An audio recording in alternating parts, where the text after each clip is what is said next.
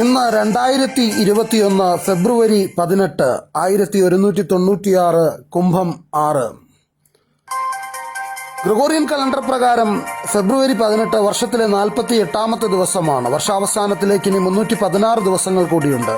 ഇന്ന് കുംഭഭരണിയാണ്. ചെട്ടിക്കുളങ്ങരയും വേലൂർ മണിമലർക്കാവ് ക്ഷേത്രവും ഉൾപ്പെടെ 18 കാവുകളിൽ ഉത്സവം നടക്കുന്ന ദിവസം. ഇന്ന് ആഗോള വിവരഭരണ ദിനമാണ്.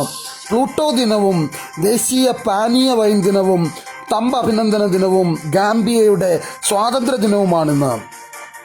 ഇന്നത്തെ ചരിത്ര സംഭവങ്ങളിലൂടെ ഇന്ന് BC 3102 ഹൈന്ദവ വിശ്വാസപ്രകാരം കലിയുഗം ആരംഭിച്ചതായി കരുതപ്പെടുന്ന ദിവസമാണിന്ന്. ഇന്ന് മറ്റൊരു പ്രത്യേകതയുള്ളത്, ഇറ്റലിയുടെ ഏകീകരണം ഏറെക്കുറെ പൂർത്തീകരിച്ച് വിക്ടർ ഇമാനുവൽ രണ്ടാമൻ രാജാവ് ഇറ്റലിയുടെ രാജാവെന്ന് നാമധേയം സ്വീകരിച്ചത് 1861 ഈ ദിവസമായിരുന്നു.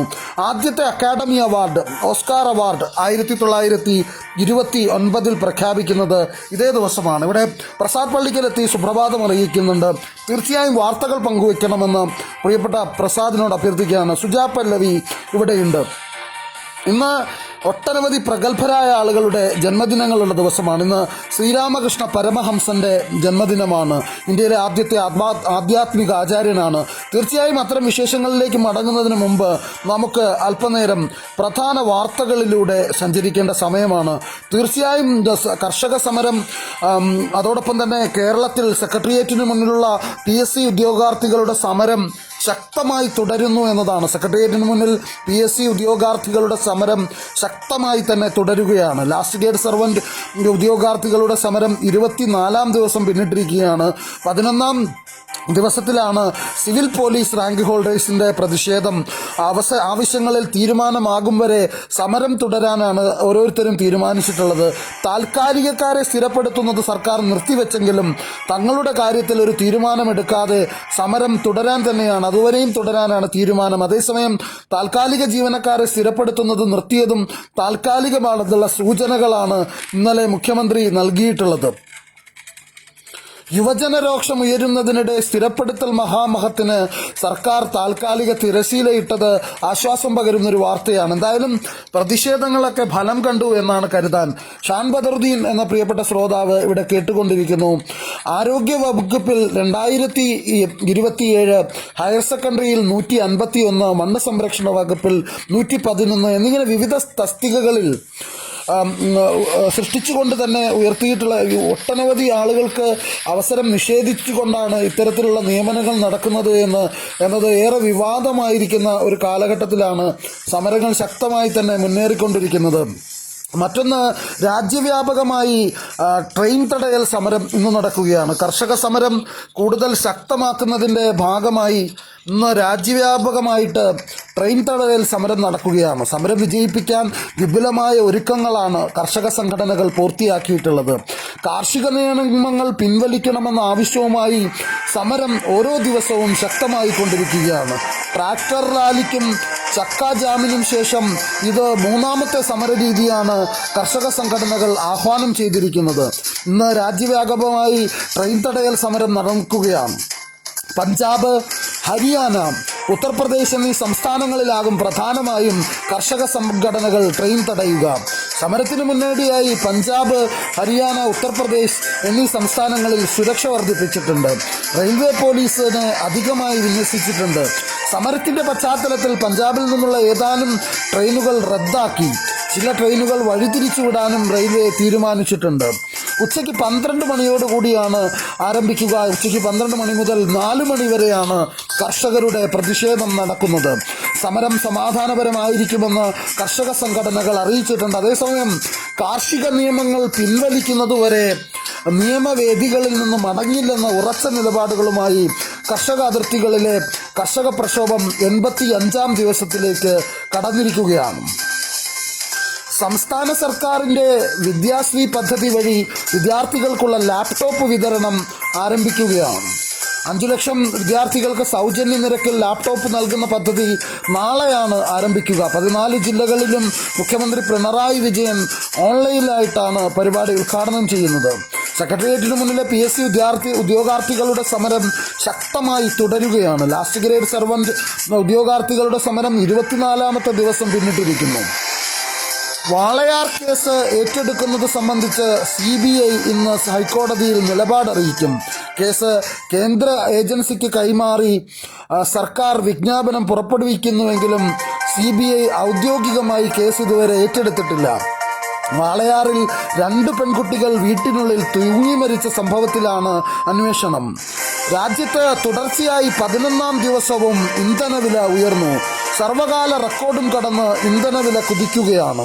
പെട്രോൾ ലിറ്ററിന് 34 പൈസയും ഡീസലിന് 33 പൈസയാണ് ഇന്ന് കൂടിയിട്ടുള്ളത്.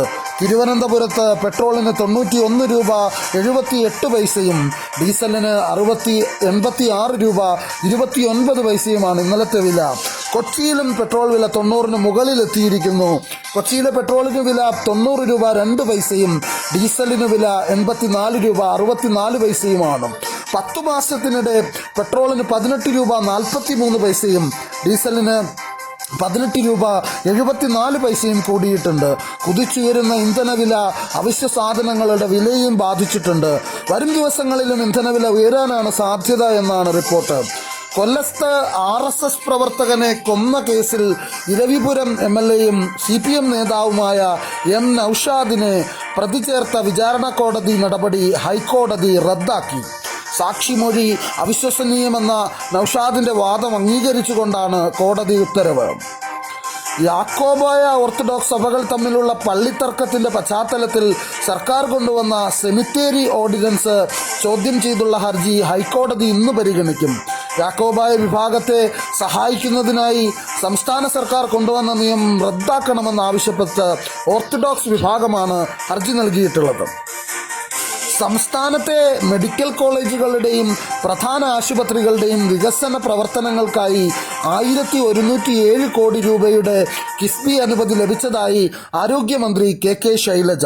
തിരുവനന്തപുരം ജനറൽ ആശുപത്രിക്ക് 137 കോടി രൂപ 28 ലക്ഷം, കൊല്ലം ജില്ലയിലെ 104.49 കോടി, അങ്ങനെ വിവിധ ജില്ലകളിൽ ഒട്ടനവധി പദ്ധതികളുമായിട്ടാണ് മുന്നോട്ട് പോകുന്നതെന്നും ഈ തുകകൾ അനുവദിച്ചിരിക്കുന്നത് ഫലപ്രദമായ രീതിയിൽ തന്നെ വിനിയോഗിച്ചുകൊണ്ട് ആശുപത്രികളുടെ നവീകരണങ്ങളും മറ്റു പ്രവർത്തനങ്ങളും പുരോഗമിക്കുമെന്നും മന്ത്രി വ്യക്തമാക്കി. ആലപ്പുഴ മൊബൈലിറ്റി ഹബ് നിർമ്മാണത്തിന് തുടക്കമായി. 400 കോടി രൂപയുടെ ഭരണാനുമതിയോട് കൂടിയാണ് KSRTC ബസ് ടെർമിനലിന്റെ ആദ്യഘട്ട പ്രവർത്തനങ്ങൾ ആലപ്പുഴയിൽ നടക്കുന്നത്. ഇത്തവണ താൻ മത്സരിക്കുന്ന കാര്യം LDF തീരുമാനിക്കുമെന്ന് മന്ത്രി രാമചന്ദ്രൻ കടന്നപ്പള്ളി അറിയിച്ചു. NCP ഇടതുമുന്നണിയിൽ തന്നെയുണ്ടെന്നും കേരളത്തിൽ തുടർഭരണമുണ്ടാകുമെന്നും അദ്ദേഹം പറഞ്ഞു. UDFന്റെ ആദ്യ സ്ഥാനാർത്ഥിയായി പ്രഖ്യാപിച്ച മാണി C. കാപ്പന് പിന്നാലെ 2ാം സ്ഥാനാർത്ഥിയായി മോൻസ് ജോസഫിനെ പ്രഖ്യാപിച്ചു. ഐശ്വര്യ കേരള യാത്രയുടെ സ്വീകരണ വേദിയിൽ കടുത്തുരുത്തിയിൽ കേരള കോൺഗ്രസിന്റെ ഹൈപ്പവർ കമ്മിറ്റി അംഗം മോൻസ് ജോസഫ് ആയിരിക്കും UDF സ്ഥാനാർത്ഥിയെന്ന് പ്രതിപക്ഷ നേതാവ് രമേശ് ചെന്നിത്തലയാണ് പ്രഖ്യാപിച്ചത്.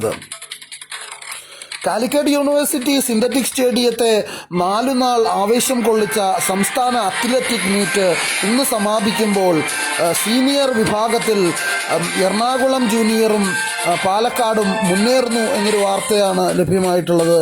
എന്തായാലും ഏറെ ശ്രദ്ധേയമായ വാർത്ത ഇന്നത്തെ 2 സമരങ്ങളാണ്. ദേശീയ തലത്തിൽ നടക്കുന്ന സമരം കർഷകരുടേതാണെങ്കിൽ ഇവിടെ ഉദ്യോഗാർത്ഥികളുടെ സമരമാണ്. കേരളത്തിൽ ഇന്ന് വളരെ ശക്തമായ രീതിയിൽ തന്നെ സമരം മുന്നേറിക്കൊണ്ടിരിക്കുന്ന കാഴ്ചയാണ് കണ്ടുകൊണ്ടിരിക്കുന്നത്.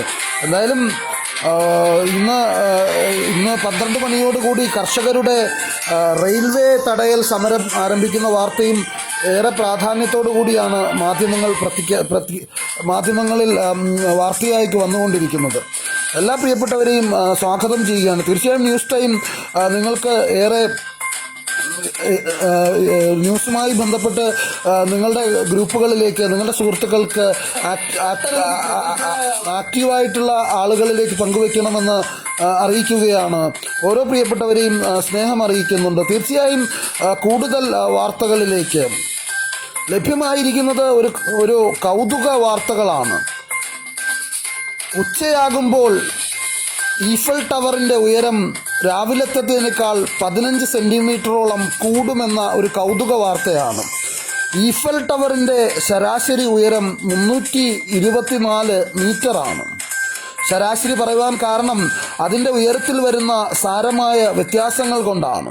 ഈഫൽ ടവർ നിങ്ങൾക്കറിയാം, ലോകാത്ഭുതങ്ങളിൽ ഒന്നായിട്ടുള്ള ഈഫൽ ടവറിൻ്റെ അത്തരത്തിലുള്ള ചില പ്രത്യേകതകളെക്കുറിച്ചാണ് ഇന്നത്തെ ന്യൂസ് ടൈമിൻ്റെ കൗതുക വാർത്തകളുടെ പ്രത്യേക സെക്ഷനിൽ നിങ്ങൾക്കായി പങ്കുവയ്ക്കപ്പെടുന്നത്.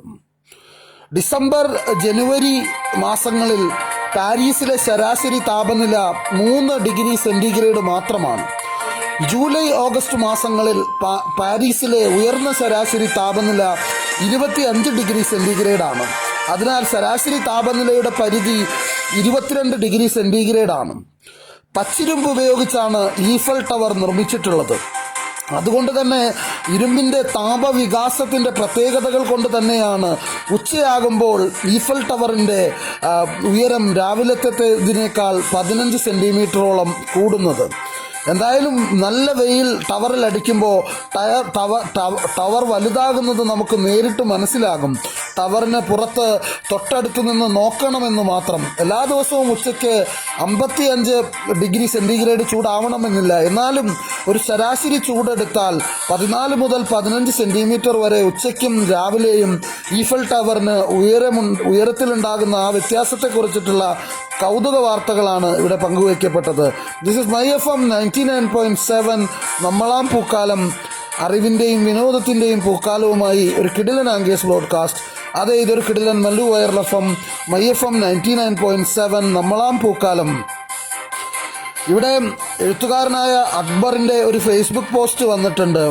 ഉമ്മ ഫെബ്രുവരി 10 മഗ്രിബ് ബാങ്കിനൊപ്പം പോയി. എനിക്ക് ഉമ്മ മാത്രമായിരുന്നില്ല, ഇല്ലാത്ത സഹോദരങ്ങൾ കൂടിയായിരുന്നു. വാപ്പ പോയ 20 വർഷക്കാലം വാപ്പയായിരുന്നു. ചിലപ്പോഴൊക്കെ കളിച്ചു ചിരിക്കുന്ന കൂട്ടുകാരിയായി. ഉമ്മ പോയ അന്നു മുതൽ ഇപ്പോൾ വരെ എന്നെ നഷ്ടപ്പെടുന്ന അവസ്ഥയിലാണ്. അത്രയ്ക്കുണ്ട് ഉമ്മയോട് എൻ്റെ കടപ്പാടുകൾ.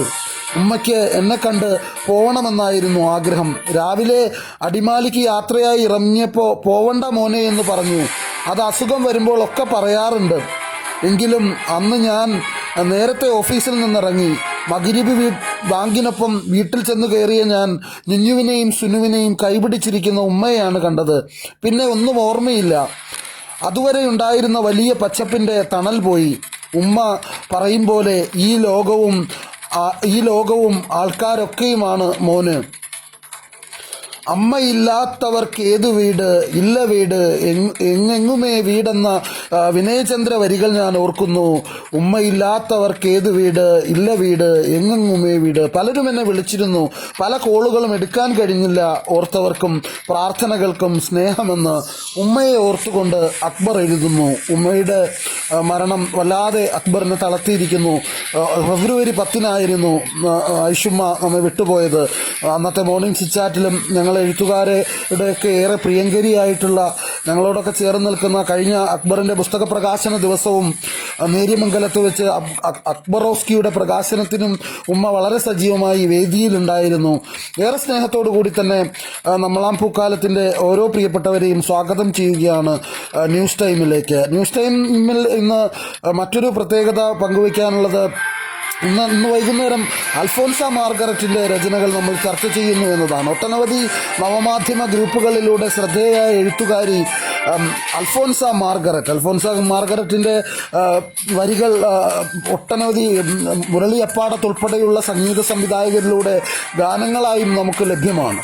ഏറെ സ്നേഹത്തോടു കൂടി തന്നെയാണ് നമ്മളാം പൂക്കാലത്തിൻ്റെ മുഖ്യ അഡ്മിൻ കൂടിയായിട്ടുള്ള ബിന്ദിയയുടെ അമ്മ കൂടിയാണ്, ബിന്ദിയയുടെ അമ്മയാണ് അൽഫോൻസ മാർഗരറ്റ് എന്ന ആ ഒരു എഴുത്തുകാരി. ഏറെ സ്നേഹത്തോടു കൂടി തന്നെ ഓരോ പ്രിയപ്പെട്ടവരെയും സ്വാഗതം ചെയ്യുകയാണ്. എന്തായാലും മമ്മൂട്ടിയുടെ ഏറ്റവും പുതിയ ചിത്രം 1ൻ്റെ പോസ്റ്ററുകൾ, കോവിഡ് കാലത്തിന് തൊട്ടു മുമ്പ് പുറത്തിറങ്ങേണ്ടിയിരുന്ന സിനിമ റിലീസാവുകയാണ്. ഏറെ മമ്മൂട്ടിയുമായിട്ടുള്ള നിമിഷ എന്ന ചലച്ചിത്ര താരത്തിൻ്റെ ആദ്യ സിനിമയാണ്. നിമിഷ സജയൻ മമ്മൂട്ടി മുഖ്യമന്ത്രിയായി വേഷമിടുന്ന 1 സിനിമയുടെ പുതിയ പോസ്റ്റർ പുറത്തുവിട്ടിട്ടുണ്ട്. മമ്മൂട്ടിയോടൊപ്പം നിമിഷ സജയൻ ചേർന്ന് നിൽക്കുന്ന ചിത്രമാണ് പുറത്തുവിട്ടിട്ടുള്ളത്. ആദ്യമായിട്ടാണ് ഒരു മമ്മൂട്ടി ചിത്രത്തിൽ നിമിഷ സജയൻ അഭിനയിക്കുന്നത്. ചിത്രത്തിൽ ലതിക എന്ന കഥാപാത്രമായിട്ടാണ് നിമിഷ എത്തുന്നത്. കേരള രാഷ്ട്രീയത്തിൽ ഇതുവരെ കാണാത്ത മുഖ്യമന്ത്രിയായ കടക്കൽ ചന്ദ്രന്റെ കഥയാണ് സന്തോഷ് വിശ്വനാഥ് മമ്മൂട്ടിയെ നായകനാക്കി നമുക്ക് അവതരിപ്പിക്കുന്നത്. ചിറകൊടിഞ്ഞ കിനാവുകൾ എന്ന സന്തോഷ് വിശ്വനാഥിന്റെ ആദ്യ ചിത്രം ഏറെ ശ്രദ്ധേയമായിരുന്നു, ഏറെ ചർച്ച ചെയ്യപ്പെട്ട സിനിമയായിരുന്നു. എന്തായാലും ഇന്നത്തെ ദിവസം ജന്മദിനം ആഘോഷിക്കുന്ന അനിതയ്ക്ക് ഒരിക്കൽ കൂടി നമ്മളാം പൂക്കാലം പിറന്നാൾ ആശംസകൾ നേരുകയാണ്. അനിത രാജീവ് വളരെ സജീവമായി തന്നെ എഴുത്തിൽ നിറഞ്ഞു നിൽക്കുന്ന അനിത രാജീവ് മുണ്ടക്കയത്ത് സിവിൽ സപ്ലൈസിന്റെ മാനേജറാണ്.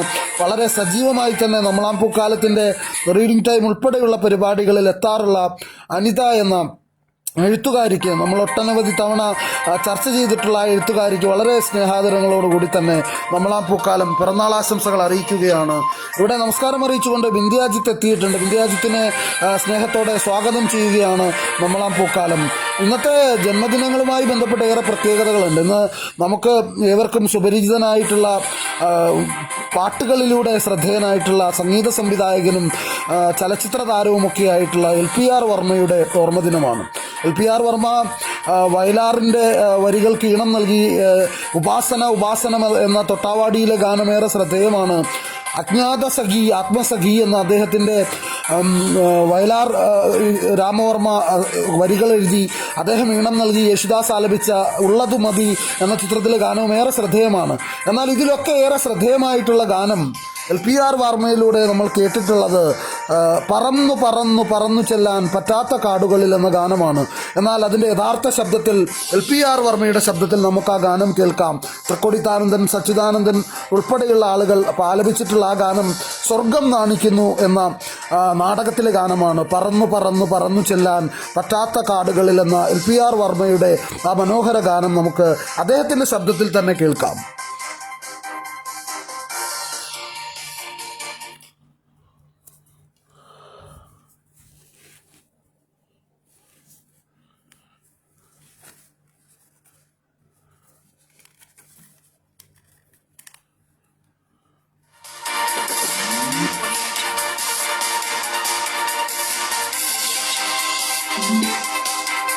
എത്ര നാളായി കാണാൻ കൊതിക്കുന്നു.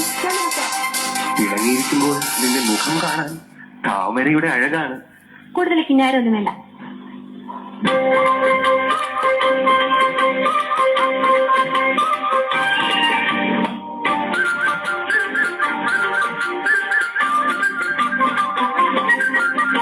പറന്നു പറന്നു പറന്നു ചെല്ലാൻ പറ്റാത്ത കാടുകളിൽ കൂടുന്നു കൂട്ടി ഞാനൊരു പൂമരക്കൊമ്പിൽ, ആ പൂമരക്കൊമ്പിൽ. പറന്നു പറന്നു പറന്നു ചെല്ലാൻ പറ്റാത്ത കാടുകളിൽ കൂടുന്നു കൂട്ടി ഞാനൊരു പൂമരക്കൊമ്പിൽ, ആ പൂമരക്കൊമ്പിൽ, ആ പൂമരക്കൊമ്പിൽ. കിലുകിലുങ്ങനെ രാക്കിളികൾ വളകിലുക്കിയ കാലം, കാട്ടുപൂക്കൾ തിരികൊളുത്തിയ കാലം. പറന്നു പറന്നു പറന്നു ചെല്ലാൻ പറ്റാത്ത കാടുകളിൽ കൂടുന്നു കൂട്ടി ഞാനൊരു പൂമരക്കൊമ്പിൽ, ആ പൂമരക്കൊമ്പിൽ, ആ പൂമരക്കൊമ്പിൽ.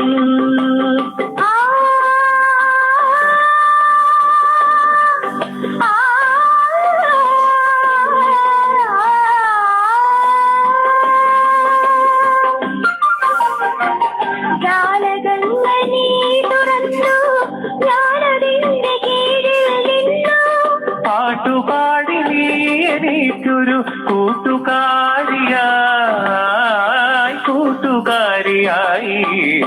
പറന്നു പറന്നു പറന്നു ചെല്ലാൻ പറ്റാത്ത കാടുകളിൽ കൂടുന്നു കൂട്ടി ഞാനൊരു പൂമരക്കൊമ്പിൽ, ആ പൂമരക്കൊമ്പിൽ.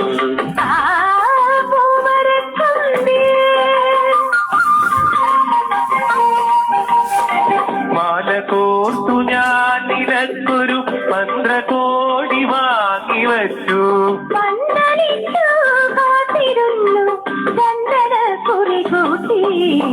പറന്നു പറന്നു പറന്നു ചെല്ലാൻ പറ്റാത്ത കാടുകളിൽ കൂടൊന്നു കൂട്ടി ഞാനൊരു പൂമരക്കൊമ്പിൽ ആ പൂമരക്കൊമ്പിൽ ആ പൂമരക്കൊമ്പിൽ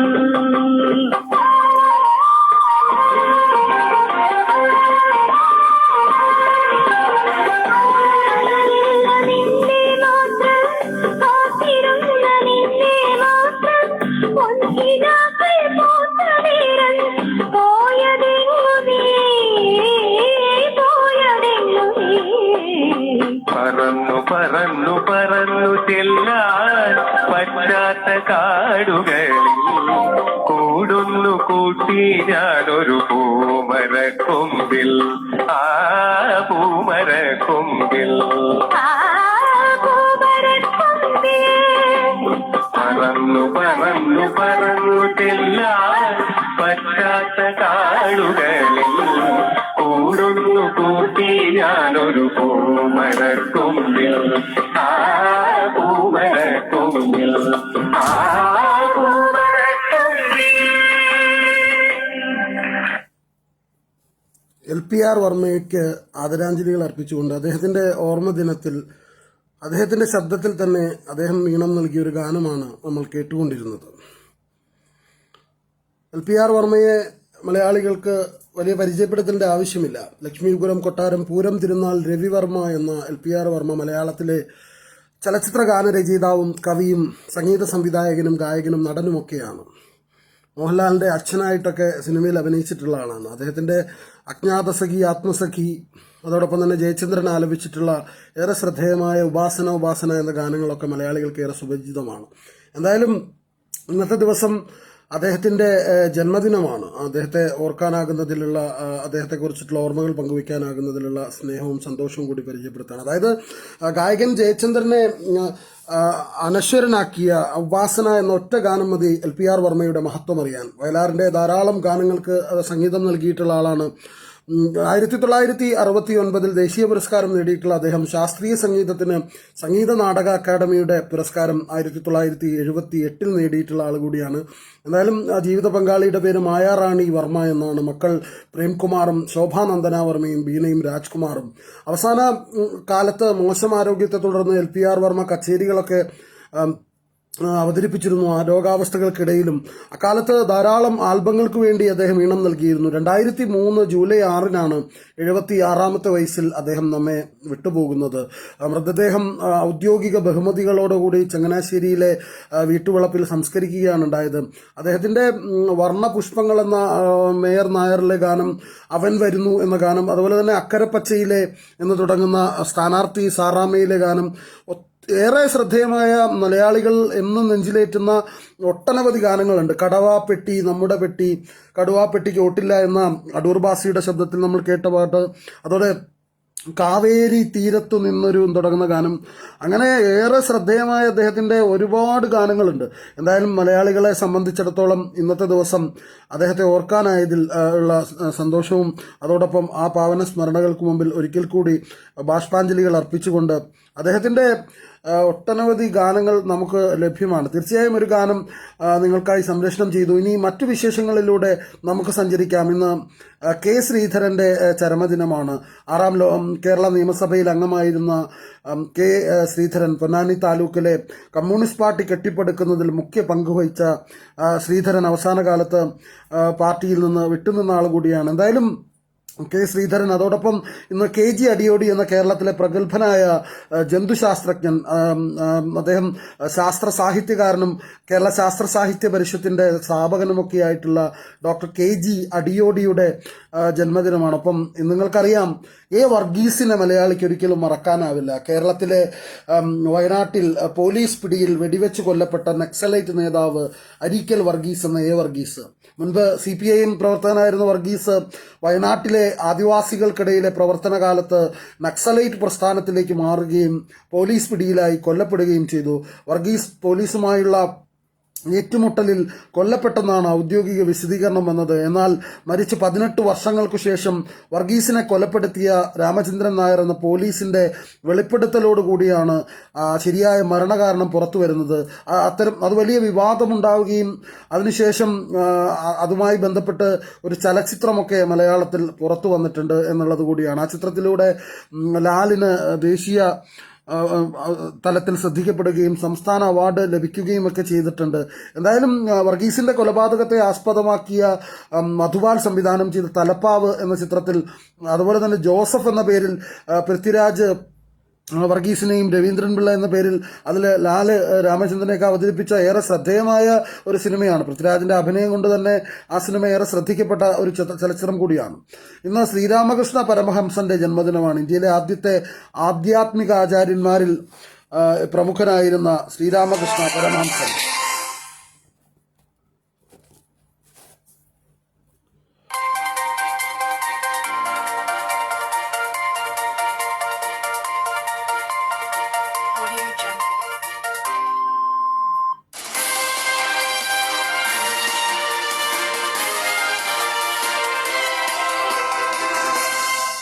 ഒരു ഇന്ത്യൻ ചലച്ചിത്ര നടനും മോഡലും ക്രിക്കറ്റ് കളിക്കാരനുമായ രാജീവ് പിള്ളയുടെ ജന്മദിനമാണ്. പത്തനംതിട്ട ജില്ലയിൽ ജനിച്ച രാജീവ് മുംബൈയിലാണ് താമസിക്കുന്നത്. സെലിബ്രിറ്റി ക്രിക്കറ്റിലൂടെയൊക്കെ നിങ്ങൾക്ക് ഏറെ സുപരിചിതനായ രാജീവ് പിള്ള ലിജോ ജോസ് പല്ലിശ്ശേരിയുടെ സിറ്റി ഓഫ് ഗോഡ് എന്ന ചിത്രത്തിലൂടെയാണ് ശ്രദ്ധേയനാകുന്നത്. അദ്ദേഹം ശരീരം ഫിറ്റായിരിക്കേണ്ടതിൻ്റെ പ്രാധാന്യത്തെക്കുറിച്ച് ലഹരിക്കെതിരായ ബോധവൽക്കരണവുമായി ബന്ധപ്പെട്ട് രാജീവ് പിള്ളയും രാജേഷ് ടിപിയും ചേർന്ന് തയ്യാറാക്കിയ വളരെ ശ്രദ്ധേയമായൊരു ഷോർട്ട് ഫിലിമുണ്ട്. തീർച്ചയായും നിങ്ങൾക്ക് വലിയ അറിവുകൾ പകരുന്ന ഒരു കാര്യം കൂടിയാണത്. തീർച്ചയായും കേൾക്കുക. രാജീവ് പിള്ള ശരീരം ഫിറ്റായിരിക്കേണ്ടതിൻ്റെ ആവശ്യത്തെക്കുറിച്ച് ലഹരിക്കെതിരായിട്ടുള്ള ബോധവൽക്കരണവുമായി ബന്ധപ്പെട്ട് നടത്തിയ ഷോർട്ട് വീഡിയോയിൽ നിന്ന്.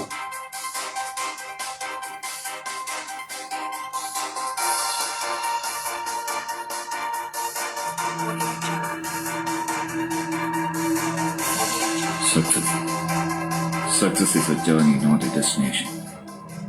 Success isn't a final goal, but a lifestyle that you keep struggling. It's all about your effort, persistence, and never giving up. That's how transformation happens. That's how change occurs. Pain is temporary, but quitting, it lasts forever. It's not about being better than someone else. It's about being better than who you used to be. The toughest opponent is the one inside your head. The victory is yours to keep. No one can take it away from you. Do something today that your future self will thank you for. The most important battle is to conquer yourself.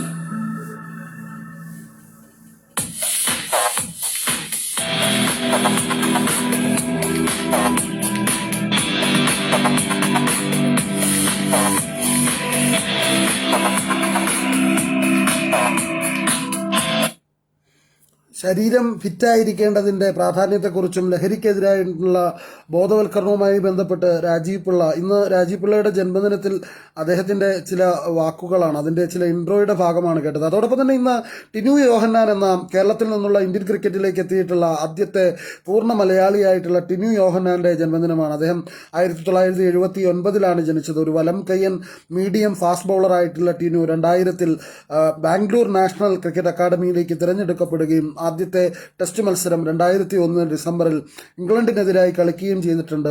അതോടൊപ്പം തന്നെ മറ്റൊരു പ്രത്യേകത, ടിനുവിൻ്റെ പിതാവ് TC യോഹന്നാൻ ഒരു സംസ്ഥാന long jump താരമായിരുന്നു. ദേശീയ record നേടിയിട്ടുള്ള അദ്ദേഹം 1976 കാനഡയിൽ നടന്ന സമ്മർ ഒളിമ്പിക്സിൽ ഇന്ത്യയെ പ്രതിനിധീകരിച്ചിട്ടുള്ള ആൾ കൂടിയാണ്. ടിനു യോഹന്നാൻ എന്ന ക്രിക്കറ്റ് താരത്തിന് ജന്മദിനാശംസകൾ നേരുകയാണ് നമ്മളാം പൂക്കാലം കുടുംബം. അതോടൊപ്പം ഇന്ന് ഖയ്യാമിൻ്റെ മുഹമ്മദ് സഹൂർ ഖയ്യാം, നിങ്ങൾക്കറിയാം കഭി കഭി മേരെ ദിൽ മേ ഖയാൽ ആത്താ ഹെ എന്ന ഇന്ത്യൻ സംഗീതത്തിലെ ഏറ്റവും പ്രഗത്ഭനായിട്ടുള്ള സംഗീത സംവിധായകനും പശ്ചാത്തല സംഗീതജ്ഞനുമായ മുഹമ്മദ് സഹൂർ ഖയ്യാമിൻ്റെ ജന്മദിനമാണിന്ന്. 1977 കഭി കഭി എന്ന ഗാനത്തിന് മികച്ച സംഗീതത്തിനുള്ള 3 ഫിലിംഫെയർ അവാർഡുകൾ നേടിയിട്ടുള്ള അദ്ദേഹത്തിൻ്റെ ഒട്ടനവധി ഗാനങ്ങൾ വളരെ ശ്രദ്ധേയമാണ്.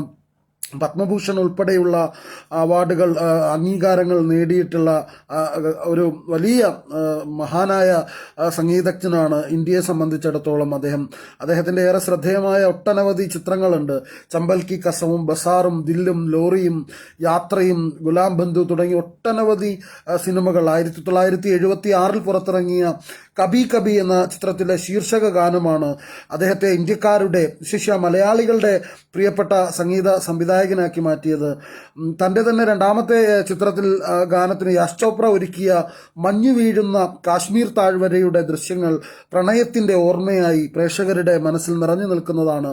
അമിതാഭ് ബച്ചൻ്റെ ഇടനെഞ്ചിലേക്ക് ചാഞ്ഞിരിക്കുന്ന രാഖിയുടെ ആ ചിത്രത്തിൻ്റെ പശ്ചാത്തലത്തിലുള്ള കബി കബി മേരെ ദിൽ മേ എന്ന ഗാനം സാഹിർ ലുധിയാൻവി എഴുതി ഖയ്യാം ഈണം പകർന്ന മുകേഷിൻ്റെ വിഷാദ മധുര ശബ്ദത്തിൽ ഇന്നും ഇത്ര അപൂർവമായി പുറപ്പെട്ട ഒരു കാൽപ്പനിക ഗാനം തന്നെയായിരുന്നു അത്. എന്തായാലും അതടക്കം നിരവധി സിനിമാ ഗാനങ്ങൾ നമുക്ക് സമ്മാനിച്ചിട്ടുള്ള അദ്ദേഹം 93-ാമത്തെ വയസ്സിൽ ഇഹലോകവാസം വെടിഞ്ഞു.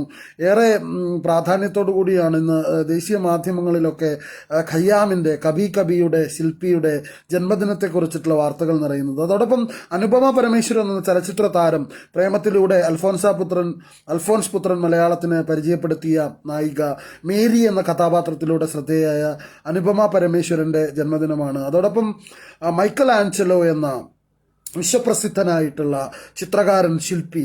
തീർച്ചയായും മൈക്കൽ ആഞ്ചലോയുടെ ചരമദിനത്തിൽ അദ്ദേഹവുമായി ബന്ധപ്പെട്ട് നമുക്ക് അദ്ദേഹത്തിൻ്റെ പ്രചോദനം ഉൾക്കൊള്ളുന്ന മൈക്കൽ ആഞ്ചലോയുമായി ബന്ധപ്പെട്ട ഒരു ചെറിയ കഥ നിങ്ങൾക്കായി പങ്കുവയ്ക്കാൻ ഞാൻ ഇഷ്ടപ്പെടുന്നു.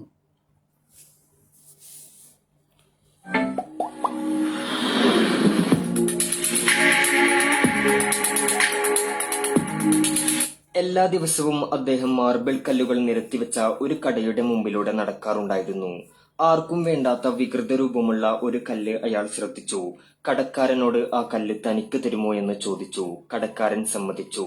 അദ്ദേഹം തന്റെ ആയുധങ്ങളും ഒളിയുമായി വന്ന് മനോഹരമായ സുന്ദരിയുടെ ഒരു ശില്പം കൊത്തിയെടുത്തു. ഇതു കണ്ട കടക്കാരൻ, എങ്ങനെ നിങ്ങൾക്കതിന് സാധിച്ചു എന്ന് ചോദിച്ചു. അയാൾ പറഞ്ഞു, എല്ലാ ദിവസവും ഞാൻ ഇതിലൂടെ നടന്നു പോകുമ്പോൾ ആ സുന്ദരി തന്നെ സ്വതന്ത്രമാക്കാൻ പറയാറുണ്ടായിരുന്നു എന്ന്. പ്രശസ്ത ചിത്രകാരനും ശില്പിയുമായ മൈക്കൽ ആഞ്ചലോ ആയിരുന്നു ആ ശില്പി. നമ്മുടെ എല്ലാം ഉള്ളിൽ മനോഹരമായ ഒരു ശില്പമുണ്ട്. അതിനെ ചെത്തിമിനുക്കി പുറത്തെടുക്കേണ്ടത് ശില്പികളായ നമ്മുടെ കടമയാണ്.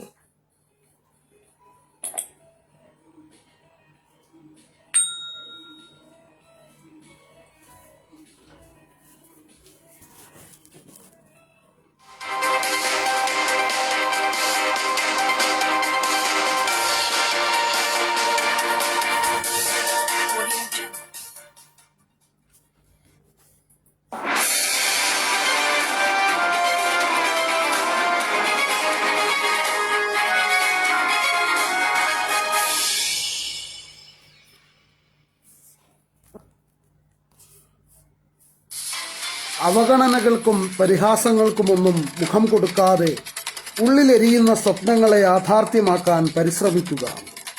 പരാജയപ്പെട്ട പരീക്ഷണങ്ങളിൽ പിന്മാറാൻ തയ്യാറല്ലാത്ത മനസ്സ് ഒരു വിജയിയുടെ പിറവിയാണ്.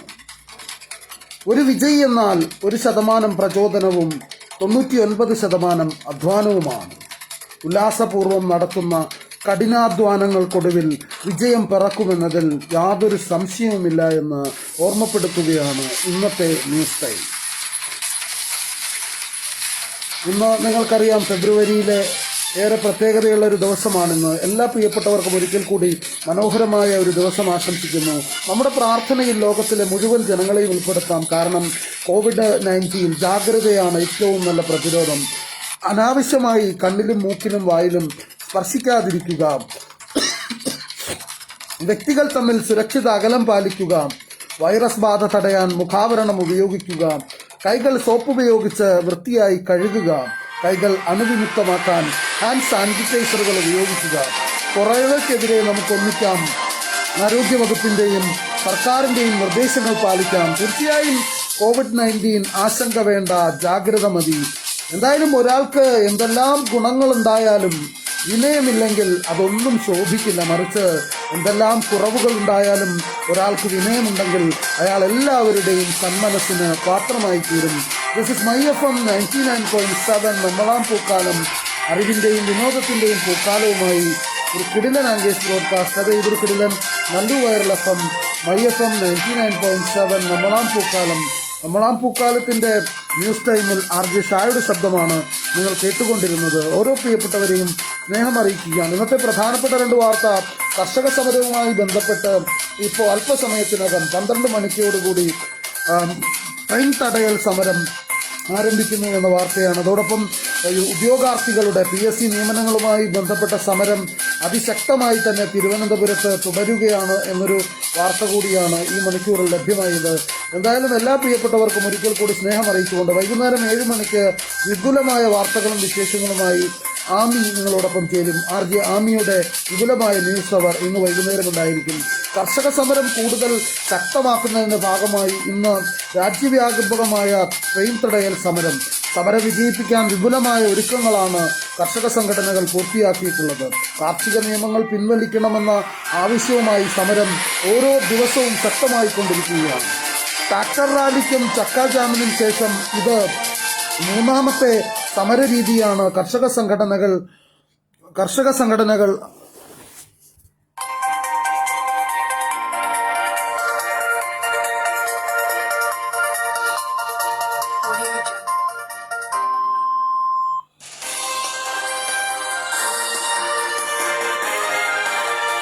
രാജ്യവ്യാപകമായ ട്രെയിൻ തടയൽ സമരം ഇന്ന് നടക്കുകയാണ്. സമരത്തിന് മുന്നോടിയായി പഞ്ചാബ്, ഹരിയാന, ഉത്തർപ്രദേശ് എന്നീ സംസ്ഥാനങ്ങളിൽ സുരക്ഷ വർദ്ധിപ്പിച്ചിട്ടുണ്ട്. റെയിൽവേ പോലീസിനെ അധികമായി വിന്യസിച്ചിട്ടുണ്ട്. സമരത്തിന്റെ പശ്ചാത്തലത്തിൽ പഞ്ചാബിൽ നിന്നുള്ള ഏതാനും ട്രെയിനുകൾ റദ്ദാക്കിയിട്ടുണ്ട്. ചില ട്രെയിനുകൾ വഴിതിരിച്ചുവിടാനും റെയിൽവേ തീരുമാനിച്ചിട്ടുണ്ട്. ഉച്ചയ്ക്ക് 12 മണി മുതൽ വൈകുന്നേരം 4 മണി വരെയാണ് പ്രതിഷേധം. സമരം സമാധാനപരമായിരിക്കുമെന്ന് കർഷക സംഘടനകൾ അറിയിച്ചിട്ടുണ്ട്. അതേസമയം കാർഷിക നിയമങ്ങൾ പിൻവലിക്കുന്നതുവരെ സമരവേദികളിൽ നിന്നും മടങ്ങില്ലെന്ന ഉറച്ച നിലപാടുമായി ഡൽഹി അതിർത്തികളിൽ കർഷക പ്രക്ഷോഭം 85ാം ദിവസത്തിലേക്ക് കടന്നിരിക്കുകയാണ്. തിരുവനന്തപുരത്ത് ഉദ്യോഗാർത്ഥികളുടെ സമരം 24ാം ദിവസം പിന്നിട്ട് മുന്നേറുകയാണ്. സെക്രട്ടേറിയറ്റിന് മുന്നിൽ PSC ഉദ്യോഗാർത്ഥികളുടെ സമരം ശക്തമായി തന്നെ തുടരുകയാണ്. ഇന്നലെ DYFI നേതാക്കൾ രാഷ്ട്രീയ ഗ്രേഡ് സർവന്റ് ഉദ്യോഗാർത്ഥികളുമായി ചർച്ച നടത്തിയിരുന്നു. ഒരു വിഭാഗം സമരം അവസാനിപ്പിക്കാനാണ് ആഗ്രഹിക്കുന്നതെന്ന് DYFIയുടെ സംസ്ഥാന പ്രസിഡന്റ് S. സതീഷ് പത്രക്കുറിപ്പിലൂടെ അറിയിച്ചു. എന്നാൽ ഇതേക്കുറിച്ച് ഇതുവരെയും ഉദ്യോഗാർത്ഥികൾ പ്രതികരിച്ചിട്ടില്ല. യുവജനരോക്ഷം ഉയരുന്നതിനിടെയാണ് സ്ഥിരപ്പെടുത്തൽ മഹാമഹത്തിന് സർക്കാർ താൽക്കാലിക തിരശ്ശീലയിട്ടത്.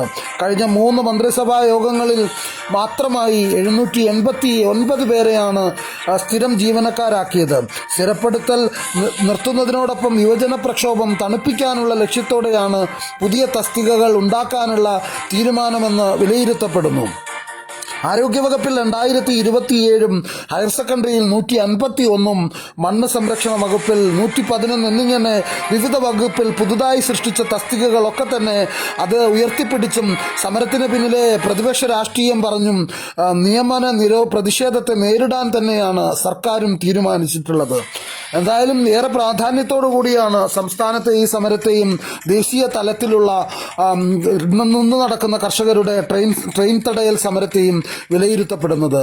എന്തായാലും ഇന്നത്തെ ന്യൂസ് ടൈം അവസാനിക്കുകയാണ്. വൈകുന്നേരം 7 മണിക്ക് വിശദമായ വാർത്തകളുമായി നിങ്ങളോടൊപ്പം 7 മണിക്ക് ന്യൂസ് അവറിൽ ആമി എത്തും. ഇന്ന് വൈകുന്നേരം 5 മണിക്ക് പ്രത്യേക പരിപാടി, സംഗീത പരിപാടി ഉണ്ടായിരിക്കുന്നതാണ്.